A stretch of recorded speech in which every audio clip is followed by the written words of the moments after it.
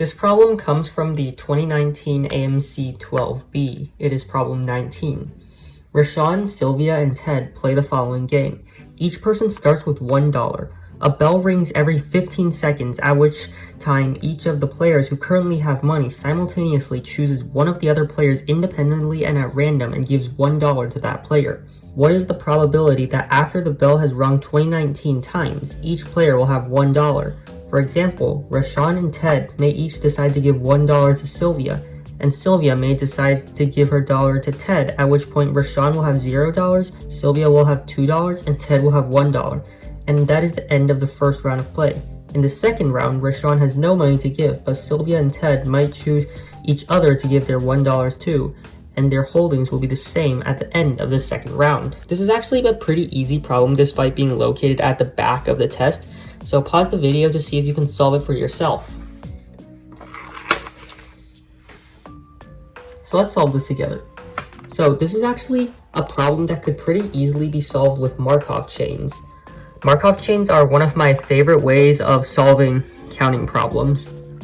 So let's see, what are the possible states that this game could be in? Well, we start with each of them having $1, and there's 3 people in this game. So let's call this state 111. Now, what can happen from this state? So there are a few things that can happen here.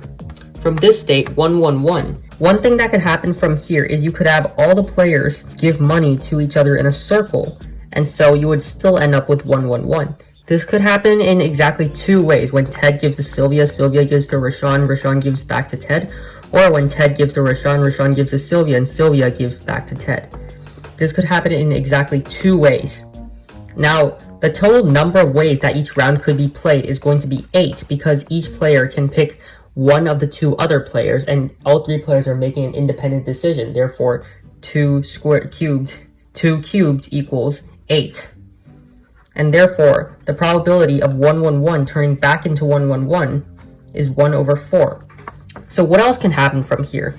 Well, if the players don't rotate all of their money, then the other situation that could happen is 2 players decide to give to the same player, and that 3rd player gives to someone else. That would result in a different situation, 2-1-0, where one player has $2, another player has $1, and another has $0. For example, the situation mentioned in this part of the problem, where Rashawn and Ted both give $1 to Sylvia, and Sylvia gives that dollar to Ted, which results in the 2-1-0 situation. Is it possible to end up with a 3-0-0 situation where one person has all $3 and everyone else has none? No, that's not possible, because the most amount of money you could receive in one turn is 2 from the 2 other players all giving you money. But to get to 3 from 2, you must have 1 to start with, and at the start of your turn, you must give that 1 away. Therefore, it is not possible to reach 3-0-0. If it's not possible to reach 3-0-0, and 2-1-0 is the only other state, that means the probability of 1-1-1 going to 2-1-0 is going to be 1 minus the probability of it going back onto itself, which makes it 3/4. Now, where can we go from 2-1-0? Well, from 2-1-0, there are a few things that could happen. The person with 0 can't give their money to anyone, but the people with 2 and 1 could both give their money to someone else. So let's make a little table here for the different scenarios. So this axis is the person with 2, and this axis is the person with 1. It doesn't matter what their names are. We can label these boxes with who they decide to give their money to. So the person with 0, the person with 1, and then this one, the person with 0, the person with 2.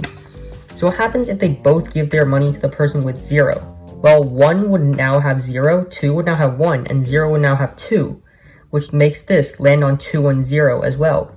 What happens if 2 decides to give to 1 and 1 decides to give to 0?